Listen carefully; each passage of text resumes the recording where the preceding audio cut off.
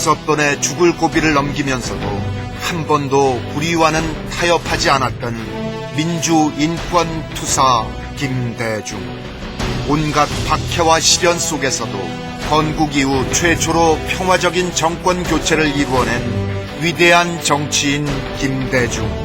사상 초유의 외환 위기로 국가 부도에 직면한 나라와 국민을 살려내고 대한민국을 세계 10위권 경제 대국으로 발전시킨 경제 대통령 김대중. 햇볕 정책으로 민족 간의 적대감을 녹이고 분단 이후 첫 남북 정상회담을 통해 한반도의 평화의 새 역사를 이룬 민족 통일의 지도자 김대중. 남과 북의 화해, 그리고 한반도만이 아니라 아시아와 세계적으로 민주주의와 인권 그리고 평화를 위해 헌신하여 지구촌을 감동시켰고 마침내 노벨 평화상을 받은 평화의 거목 김대중. 자신을 죽이려 했거나 모함했던 사람들을 용서하고 화해를 몸소 실천한 사랑의 성자 김대중.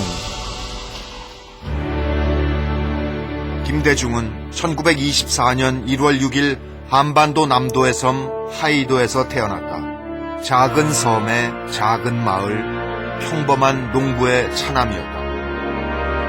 나라도 땅도 빼앗겼지만 바다는 그에게 꿈과 용기를 주고 상상력과 혼을 일깨워 주었다. 초등학교 4학년 때 자식 사랑이 지극한 어머니의 결심으로 목포로 이사와서 보다 넓은 세상을 보며 공부하는 기회를 갖게 되었다. 1943년 목포 상업학교를 졸업하고 곧바로 해운회사에 취직하여 사업가의 길로 나섰다. 해방 이후 그는 해운회사와 신문사의 사장이 되어 사업가로 성공하며 지역에서 명성을 쌓아나갔다. 그러나 청년 실업가 김대중은 돌연 정계로 뛰어들었다. 무엇보다 동족 간의 원수가 된 6.25 전쟁의 비참함을 겪으며 통일이 아무리 절박해도 전쟁만은 절대로 안 된다는 생각을 하게 되었다. 또한 이승만 정권의 독재와 타락으로 국민이 당하는 고통이 날로 커져가는 것을 보며 정치인이 되기로 결심하였다. 그러나 정치는 그에게 숱한 좌절과 시련을 안겨주었다. 국회의원 선거에 출마해서 3번 연속 떨어졌다. 1961년 강원도 인제 보궐선거에서 처음 5대 민의원에 뽑혔지만 당선 3일 만에 5.16 군사 쿠데타가 일어나서 그는 의원 선서조차 하지 못하고 정치적 연금을 당했다. 모든 것이 암울했지만 이 시기에 반려자이자 동지인 이효 여사를 만난 것은 축복이었다. 1963년 목포에서 6대 국회의원에 당선되었다. 그의 의정 활동은 눈부셨다. 국회 도서관을 가장 많이 찾는 의원이었다. 그는 철학과 신념을 가지고 비전과 정책을 제시하는 정치인으로 두각을 나타냈다. 1970년 40대 기수론의 돌풍을 일으키며 김대중은 야당인 신민당 대통령 후보로 선출되었다. 그러나 이듬해 대통령 선거에서 박정희 후보와 겨루어 46%의 득표율에도 불구하고 패하고 말았다. 국내외 언론들은 투표에서 이기고 개표에서 진 선거였다고 했다. 그때부터 김대중의 정치 행로는 가시밭길이었다. 박정희 대통령은 김대중을 최대 정적으로 생각하고 철저하게 탄압했다. 김대중, 그는 5번의 죽을 고비를 겪었다. 1950년에는 공산군에 붙잡혔다가 총살 직전에 탈출했다. 1971년에는 국회의원 선거 지원 유세를 하러 가던 중 의문의 교통사고를 당해 죽을 뻔했다. 1973년 일본 동경에서 납치당한 사건 때는 2번 죽을 고비를 넘겼다. 동경의 그랜드 팔레스 호텔에서 중앙정보부 공작 요원들에게 납치되는 순간 토막 살해될 위기에 처했었고, 끌려오며 변에 탄 바다에 던져지기 직전 또 한 번 극적으로 구출되었다. 1980년에는 광주 민주항쟁을 짓밟은 신군부 세력에게 내란 수괴 누명을 쓰고 군사재판정에서 사형을 선고받았다. 그러나 김대중은 불의와 타협하지 않았다. 독재와 정면으로 맞서 싸웠다. 민주화와 인권 그리고 평화 통일의 길을 선택한 그는 숱한 투옥, 망명, 연금을 당했다. 늘 죽음이 따라다녔지만 그의 신념은 꺾이지 않았다. 특히 그는 그렇게 박해를 받았지만 가해자를 용서하고 화해했다. 그는 1980년 군사재판에서 사형을 선고받고 나서 아들에게 이런 글을 보냈다. 진정으로 관대하고 강한 사람만이 용서와 사랑을 보여줄 수 있다. 김대중, 그는 용서와 사랑을 실천한 진정한 강자의 삶을 살아왔다. 그는 사랑, 용서, 그리고 화해의 위대한 성인이었다. 13대, 14대 대통령 선거에서 잇따라 떨어졌지만 1997년 김대중은 마침내 대한민국 15대 대통령에 당선되었다. 건국 이후 최초로 평화적 정권 교체를 이루어낸 쾌거였다. 그것은 민주 세력의 승리요 국민의 승리였다. 대통령 김대중은 민주주의와 시장 경제의 병행 발전 그리고 생산적 복지를 국정 목표로 삼고 국민과 나라를 위해 열정적으로 일했다. 취임 이전에 이미 한국은 외환 위기로 국가 부도 사태에 직면해 있었다. 곳간은 텅텅 비어 있었다.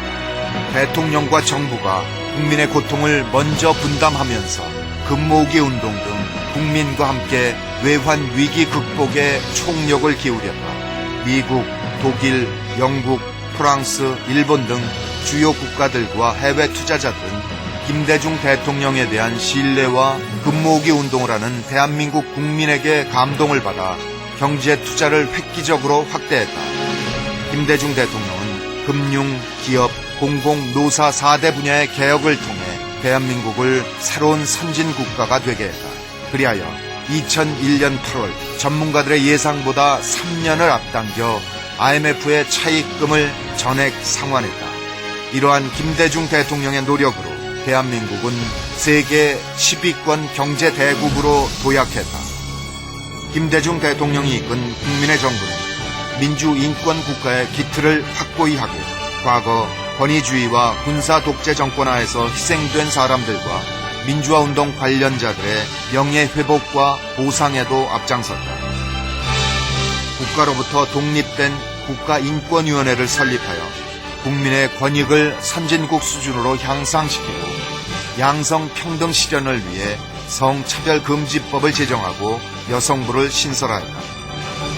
그리고 청소년과 장애인의 권리와 인권을 보장하고 완전한 사회 참여와 평등 실현을 위해 노력했다.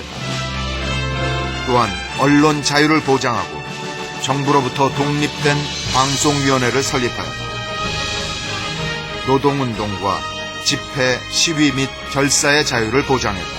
특히 국민 기초생활보장 등 사회 정의와 인권에 근거한 생산적 복지 정책을 적극 추진해서 우리나라를 선진국형 복지국가가 되게 했다. 김대중 대통령은 우리 국민 중 누구도 굶주림에 허덕여서는 안 되고 공부하고 싶은데 학교에 가지 못하거나 아픈데도 병원에 가지 못하는 일은 없어야 한다. 이렇게 강조했다.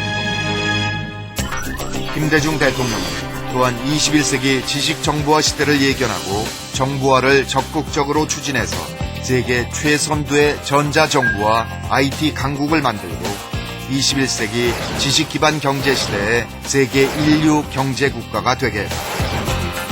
그리고 정보 격차와 교육 기회 불평등으로 인한 양극화와 가난의 대물림을 막기 위해 학교 정보화를 구축하고 전국민 인터넷 교육을 실시했으며 저소득 자녀의 영유아 보육비를 지원하고 중학교까지 무상 의무 교육을 확대했다. 또한 김대중 대통령은 지식정보화 시대 인재 양성을 위해 교육부를 부총리급의 교육인적자원부로 승격시키고 문화의 시대를 맞아 지원은 하되 간섭은 하지 않는다는 문화정책으로 우리 민족의 문화적 자긍심을 높여 창의적 문화예술의 르네상스를 열어 세계적으로 한류 열풍을 일으켰다. 그리고 2002년 월드컵 대회를 성공시켜 대한민국을 전 세계에 자랑스럽게 울려 퍼지게 했다. 특히 김대중 대통령은 화해와 협력의 햇볕 정책을 지속적으로 추진했다. 국내외적으로 굴곡이 있었지만 남과 북의 미움이 조금씩 녹아내리고 신뢰가 쌓여갔다. 이런 화해와 신뢰 속에 2000년 6월 분단 55년 만에 역사적인 남북 정상회담을 하게 됐고, 이를 통해 한반도의 평화 공존, 평화 교류, 평화 통일의 초석이 놓아졌다. 남과 북의 하늘길, 바닷길, 땅길이 열리고 철도가 연결되고 지속적인 이산 가족의 만남과 금강산 관광, 해성공단 건설 등 경제 협력이 이루어지고 장관급 회담과 군사회담도 계속됐다. 이런 김대중 대통령의 햇볕 정책은 한반도를 넘어 동북아와 동아시아 평화 공동체 구현이란 비전을 갖게 했다. 나아가 그의 햇볕 정책은 중동과 세계 각 나라 및 지역의 갈등과 분쟁 해결의 평화적 모델이 되고, 같은 해 12월 김대중 대통령은 대한민국과 아시아의 민주주의와 인권, 남북의 화해와 협력 증진, 그리고 세계 평화를 위해 헌신한 공로로 세계인의 축복 속에 노벨 평화상을 받았다. 김대중 대통령은 국제 외교에도 헌신적으로 활동해서 대한민국을 주변국에서 중심 국가가 되게 하여 국가의 품격과 위상을 높였을 뿐만 아니라 세계적으로 존경받는 정치 지도자로 우뚝 서게 되었다. 김대중 대통령 퇴임 이후에도 연세대학교 김대중 도서관과 김대중 평화센터 등을 통해 민주주의, 평화, 그리고 빈곤 퇴치를 위해 쉼없이 일했다. 국내외 많은 대학들에서 초청 강연을 하였고 세계 유력 언론들과도 수십 차례 인터뷰를 했다. 무엇보다 한반도 평화체제 구축을 위해 6.15 정신의 지속적인 발전과 북핵 문제 해결, 그리고 동아시아와 세계 평화에 심혈을 기울였다. 80여 세 고령에 일주일에 3번씩 심장 투석을 하면서도 7년여간 초인적인 능력으로 헌신했다. 2009년 8월 18일 오후 1시 43분 김대중 대통령이 서거했다는 소식은 한반도만이 아니라 지구촌을 슬프게 했고, 민주주의와 평화의 큰 지도자를 잃은 애도의 물결이 전 세계로부터 밀려왔다. 그러나 그의 죽음은 죽음으로 끝나지 않았다. 뉴스위크지가 선정한 대로 김대중 대통령은 시대와 국가를 변화시킨 트랜스포머의 한 사람으로, 또한 전 세계인에게 영원히 기억될 존경받는 지도자로서 우리 민족과 인류에게 사랑, 용서, 화해, 평화, 그리고 희망의 구루터기가 되었다. 김대중 대통령은 일생 동안 어떤 고난과 위협 속에서도 흔들리지 않고 국민과 역사를 믿은 신념의 사람이었으며, 행동하는 양심으로 사랑과 평화를 실천한 성인이었다. 김대중 대통령은 전 세계인의 애도 속에 국장으로 국립현충원에 안장되었다. 김대중 대통령은 서거하셨지만 그가 이룬 민주주의, 인권, 평화는 우리를 인간답게 하고 그가 삶으로 실천했고 유지로 남긴 행동하는 양심과 용서와 화해, 그리고 사랑과 평화의 정신은 역사에 영원히 살아서 우리 안에 희망으로 존재하고 있다.